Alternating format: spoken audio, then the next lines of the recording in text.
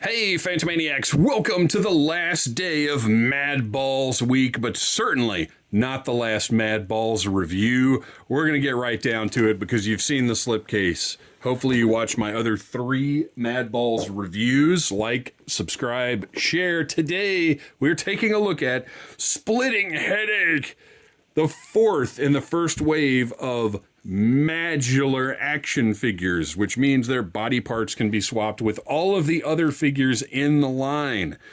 Very nice packaging. I've been over it. Thick cardboard, nice thick window. Inside of the box, we've got beautiful illustration of the character. On the other side, we've got the other parts of the wave, other offerings from the wave, other characters, whatever. And then on the back, you got a nice cross-sell, all the accessories and the figure. So let's open this up and have some freaky fun for everyone. Fun for one, fun for all.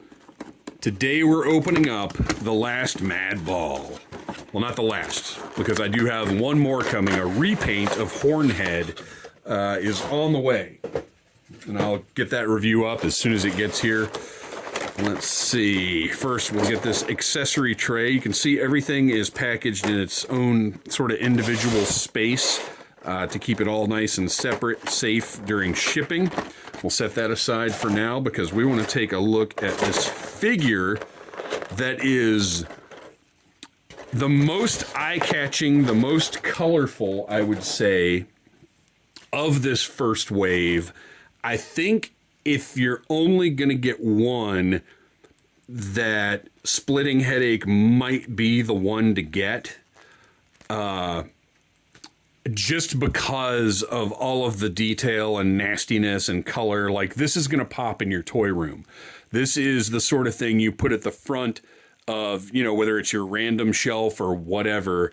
This is going to catch people's eyes and be a conversation piece. So you can see we have the full figure here. But it is a MADular action figure, as I have mentioned, which means all of the parts come off. And we will compare now this guy's head to, this is a 2007 Madball from the reissues, but it is the same size as the originals. And you can see he's just a little bit smaller, but I wouldn't want these figures to be any bigger. And I love that they're really almost twice as big as the original head poppin' Madballs that they're based on. Those were a good bit smaller than these guys. So let's take a look at the insanity of Splitting Headache.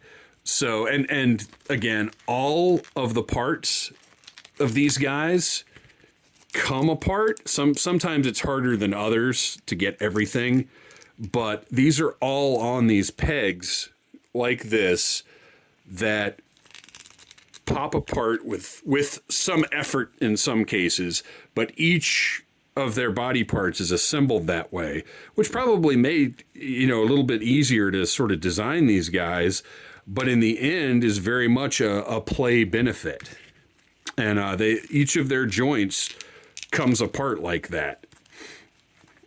So, Splitting Headache, you know, originally we have that, the original Madball design, and they have taken it and given him a whole entire body that is only half fleshed. And of course, the flesh that he has is disgusting, zombified, nasty, decay, whatever flesh. This is so gross, you guys. I love that the bone is sculpted and angular, and it's not just your standard skeleton. Like, you can see all of the detail here that's gone into these bones. Have texture and a very specific shape and a thickness. It's not just a skeleton, it's a Madballs skeleton. We got some brain hanging out over here and over here. You can see these sculpted cracks in the skull. And the paint, you get a couple of layers of paint in this skeletal part as well, all the exposed bone, that give it even more character and texture. You've got these great teeth over here. You can see where everything sort of lines up over this way with that split face and his lips over here. I like his So he's got his eyebrow here. This eyebrow, you can see where this flesh has been like lifted and pulled away from this eyeball, which, by the way, sculpted bloodshot veins in that eyeball with, again, a beautifully detailed paint job, glossy white on the eyes to make them pop and look extra nasty. Just like all of the bodily fluids are painted with a gloss as well. But you'll notice that the red, the blood, is a little bit glossier than the blue. So you have two different sort of textures and looks going on here between the various ick that's spilling out of him. I love it. And the green over here, again, not quite as glossy as the red. It more shares a gloss with the blue. The thought and design that went into these guys is absolutely mind-blowing. So one of the issues that I had with Bruise Brother, if you go back and you watch that review, is that the discs in his knee joints, let's see, there we go. You can see the disc and the peg right there. That's how that articulation works. And that'll plug right back in. In Bruise Brother, it's hard to say without pluralizing it for obvious reasons. So his discs were painted to match the jeans that he had on. And I was wondering if any of the other characters in the line would have a problem like that because the paint was coming off pretty badly. But fortunately here, and on the other three characters in the line, for the most part, their bodies are either a uniform color or have enough design weirdness that they can get away with having these discs all being the same color. And this is a production cost thing because all of these discs come out of the same mold, or perhaps share the same plastic. Because I mean, all of these are the same exact piece. Here, and here. Well, and probably even the shoulders, I would imagine, are the same dimensions as the other discs. So it just gets too expensive to produce a disc in this bone color and a disc in the blue color, or a disc in a red, whatever.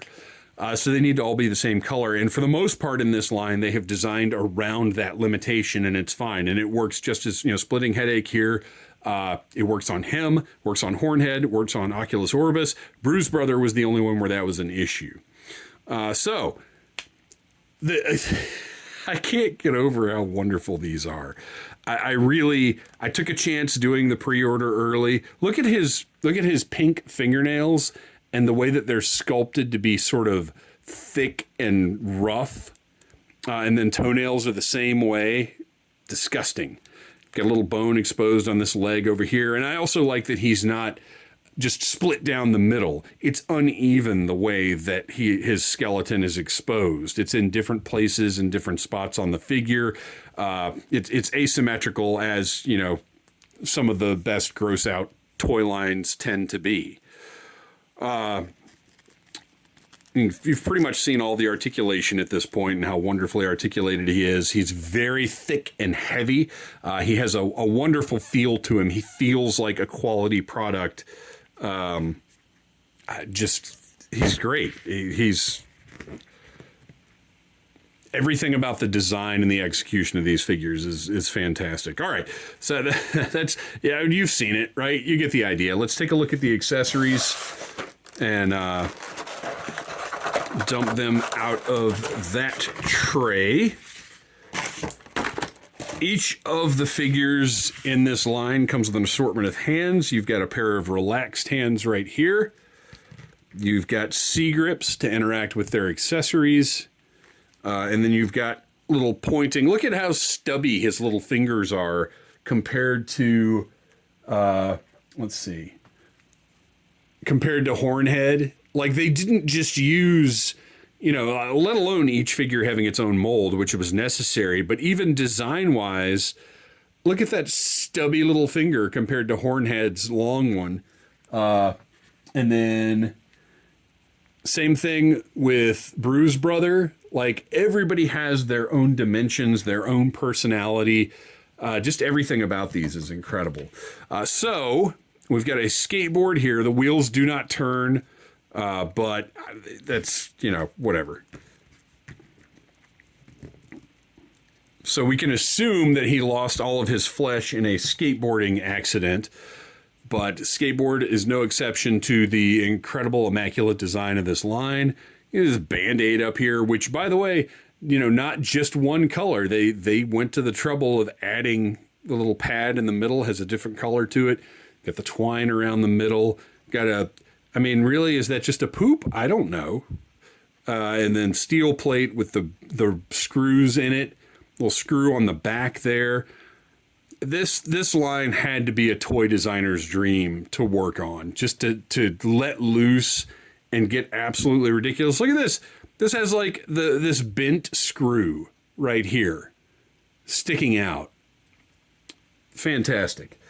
He also has a big bone with the requisite spider gore plate bolt sticking out of the side.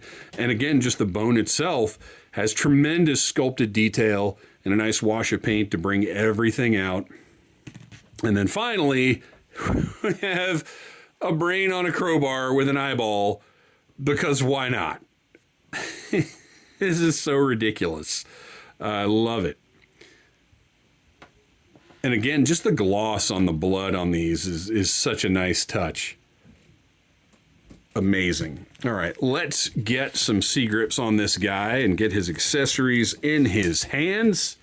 Well, actually, you know what I'm going to do is he is going to be pointing, because I'm trying to have a little variety in how I have these guys displayed.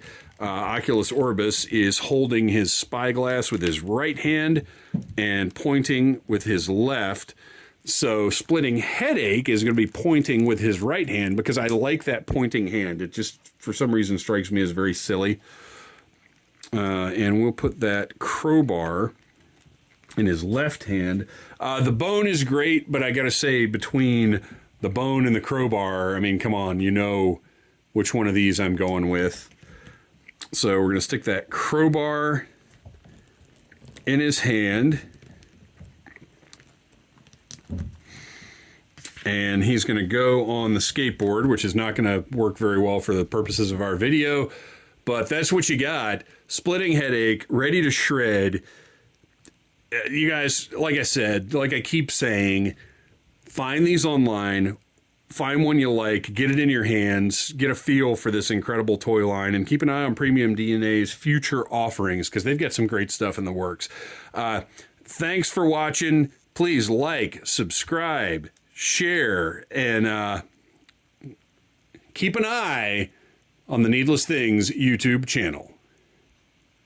Smash that like button if you like Needless Things.